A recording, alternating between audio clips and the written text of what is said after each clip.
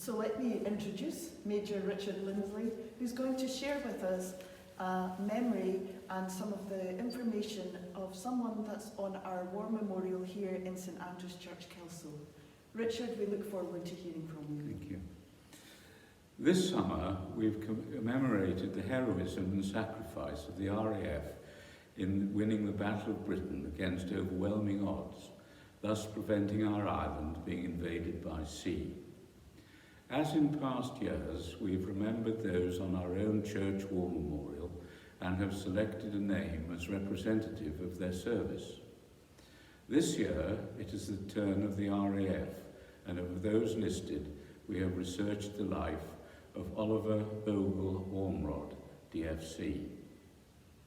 Oliver was born on the 22nd of April 1922 in Hanover Square, London, to Major and Mrs. Morris Ormrod, his family home being Pickhill Hall near Wrexham in North Wales. His connection to Kelso and the borders was through his mother's family, the Bell Irvings of Mercurston. He was educated at Sandroyd Preparatory School and Wellington College, where he excelled in field sports and fencing. On leaving school, aged 18, he immediately joined the RAF, expressing his disappointment at having missed the Battle of Britain. After obtaining his pilot's wings, he was posted as a fighter pilot to 605 Squadron RAF, which was based in southern England. In October 1941, the squadron was notified that it was to go overseas. This news was greeted with great enthusiasm, and after a short embarkation leave, Oliver boarded HMS Argus, an old aircraft carrier, sailing from Greenock bound to Gibraltar. Arriving at Gibraltar on the 7th of November 1941, the squadron was informed that their destination was Malta and that they were to fly there from the aircraft carrier. Malta, due to its geographical position, was extremely important to the Allies, as from there convoys supplying Axis forces in North Africa were monitored and raids on Italian ports and naval bases were made. It has been estimated that only 30% of supplies sent to supply the Africa Corps actually arrived. Conversely, the importance of Malta was also recognised by the enemy, who embarked upon a relentless bombing campaign designed to neutralise Malta's importance. 605 Squadron was equipped with Hawker Hurricane aircraft, which were completely outclassed by the Messerschmitt 109. They did, however, have an advantage, as due to their construction they could withstand an enormous amount of punishment. Recovery of damaged aircraft had to be done quickly, as local goats had a propensity of eating the fabric covering the airframe. November and December 1941 was a period of consolidation for Oliver, with air raids continuing, but not in the same intensity as some Luftwaffe squadrons had been deployed from Sicily to Russia. Nevertheless, 60 raids alone took place in the last week of December. On the 29th of December, Oliver volunteered to fly with 242 Squadron. In a melee with Messerschmitt's 109s, 3 of his colleagues' aircraft were damaged and had to crash land. He landed safely with only cannon damage to his wing.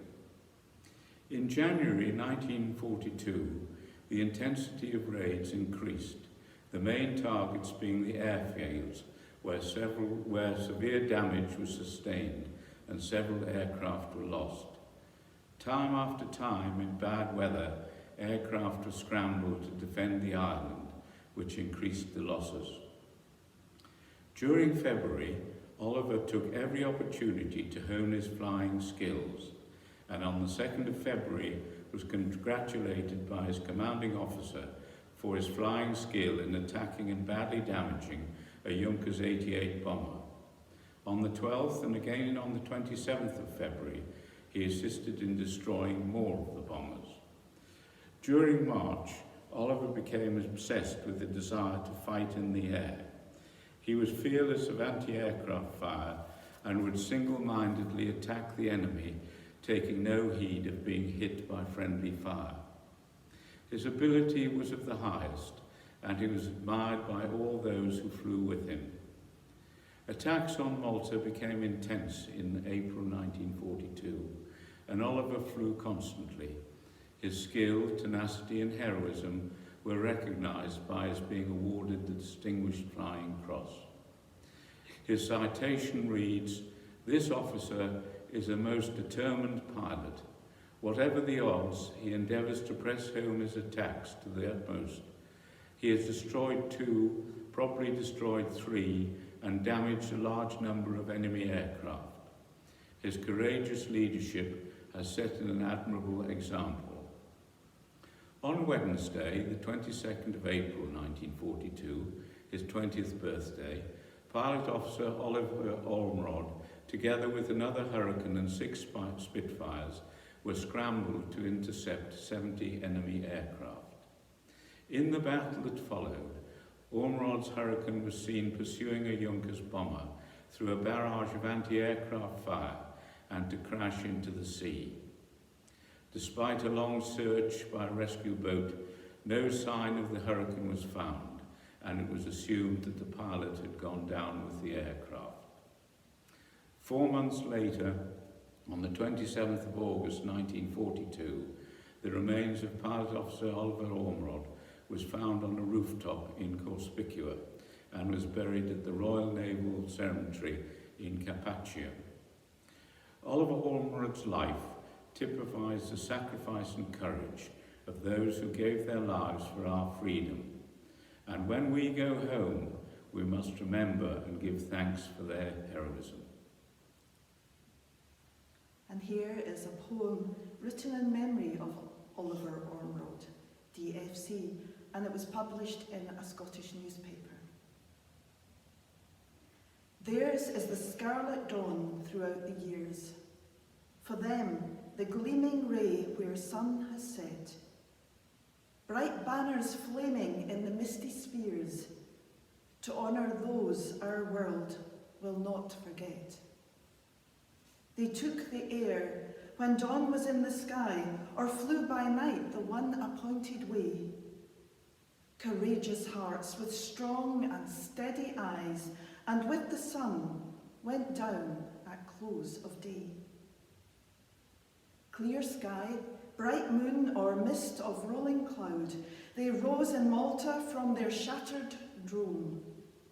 These knights of modern warfare, brave, proud, fearless like eagles, rode so far from home. The clouds they soared above and strode with glory, forever rolling, ever more the same. These clouds could tell each hero's splendid story. They fight in homage to each honoured name. So never will I see the dawning's glow, nor colour in the glorious blazing west, but I will pray for those lost long ago. How well they earned their last eternal rest.